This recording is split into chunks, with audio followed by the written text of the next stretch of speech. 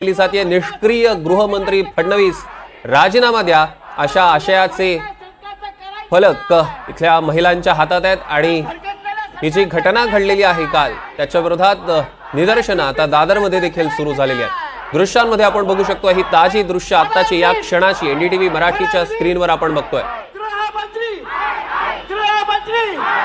तुमच्या राज्यात चाललंय काय? तुमच्या सरकार राज्यात चाललंय आपण बघतोय की या सरकारचे काळे झेंडे दाखवून जाहीर निषेध केला जातोय। अनेकांच्या हातात फलक आहे। या सरकारचं करायचं काय, खाली डोकं वर पाय अशा आशयाचे फलक आहेत। बदलापूर अत्याचाराविरोधात ठाकरे गट आता आक्रमक झाल्याचं बघायला मिळतोय। ठाकरे गटाचं दादरमध्ये आंदोलन सुरू आहे आणि सोबतच अनेक महिलांच्या हातात फलक दिसतात। निष्क्रिय गृहमंत्री फडणवीस राजीनामा द्या अशा आशयाचे काळे फलक महिलांनी हाती घेतलेले आहेत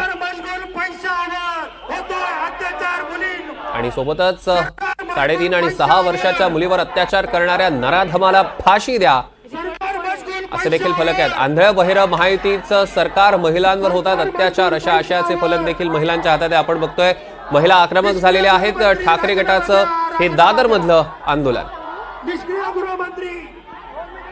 बदलापूर अत्याचाराविरोधात ठाकरे गट आता चांगलाच आक्रमक झालेला दिसतोय। ठाकरे गटाचं दादरमध्ये आंदोलन सुरू आहे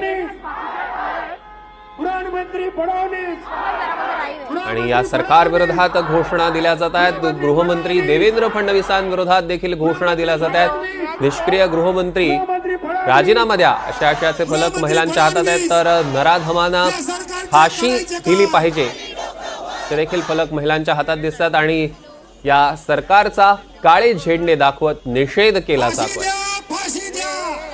इथे मोठ्या प्रमाणात महिला सहभागी झालेल्या आपल्याला बघायला मिळतात। फाशी द्या, फाशी द्या, फाशी द्या, फाशी द्या, फाशी द्या, फाशी द्या, फाशी द्या, फाशी द्या, फाशी द्या, फाशी द्या, गृहमंत्री, गृहमंत्री, गृहमंत्री, गृहमंत्री, गृहमंत्री। काय सांगाल तुम्ही आंदोलन करत आहात, काल जी बदलापूरमध्ये घटना घडली त्याचा निषेध करताय, काय पाहताय? त्याचा निषेध नुसता मुंबईकरांनी नव्हे तर देशातल्या तमाम समस्त नागरिकांनी करणं आवश्यक आहे। कारण प्रत्येकाला मुलीबाळी आहेत आणि विशेषतः हेच काय जे आदर्श विद्यामंदिर आहे बदलापूरमध्ये तिथे ही घटना घडल्यानंतर ज्या प्रकारच्या सरकारच्या त्याच्यावरती तीव्र अशी कारवाई करणं गरजेचं होतं तर ते न होता कोणाच्या तरी दबावाखाली। कारण आज असं अनेक वर्तमानपत्रांमध्ये आले आहे, काल लोक तिथले म्हणत होते आंदोलन करतं की भाजपच्या संबंधित पदाधिकाऱ्यांची शाळा आहे आणि गुन्हा घडल्यानंतर त्या मुलीचे नातेवाईक तक्रार करायला गेले। 11 तास पोलिसांनी तक्रार घेतली नाही। कोणाच्या दबावाखाली पोलीस होते? आज तर सकाळी मी बातम्यांमध्ये पाहताना पाहिलं की ते ह्या राज्याचे एक मंत्री दीपक केसरकर ते सांगत होते डॉक्टरांनी त्यांच्यावरती ट्रीटमेंट करायला पण नकार दिला।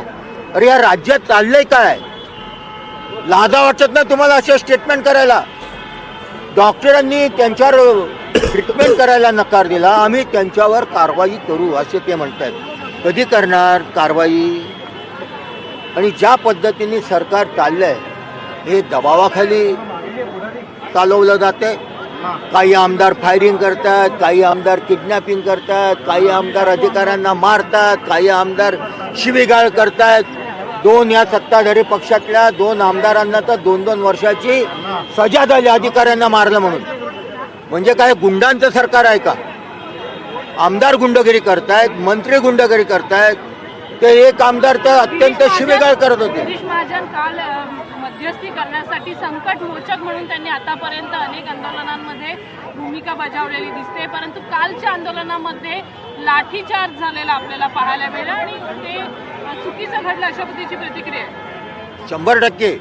कारण लोकांच्या भावनांचा उद्रेक झाला होता। कारवाई तातडीने झाली असती, त्या मुलींवरती ट्रीटमेंट तातडीने झाली असती, पोलिसांनी गुन्हा तातडीने दाखल केला असता तर ते नक्की झालं।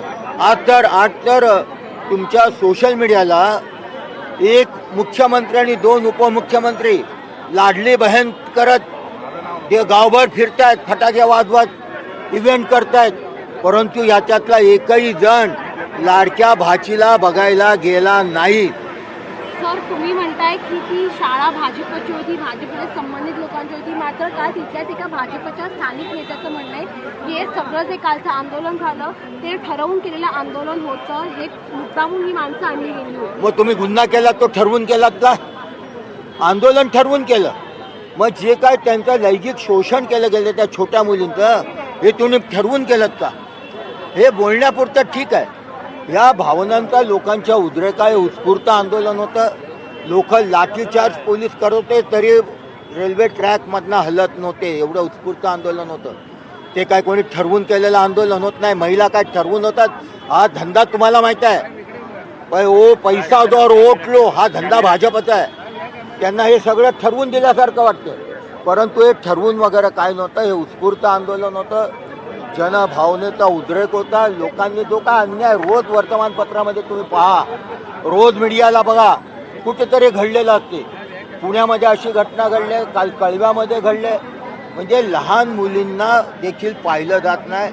एवढा विकृत समाज कधी महाराष्ट्राने पाहिला नाही, एवढी विकृत यंत्रणा सरकारची कधी महाराष्ट्राने पाहिली नाही. कारण जर ह्यांना वेळीच जर बंदोबस्त झाला, वेळीच जर कठोर कारवाई केली, तर मला वाटतं असं धारिष्ट्य या छोट्या छोट्या मुलींच्या बाबतीत कोणी करणार नाही. दरम्यान ह्याचे अपडेट्स घेणारच आहोत. दरम्यान ठाकरे गटाचं आंदोलन दादरमध्ये सुरू आहे. थेट आपण जाऊया.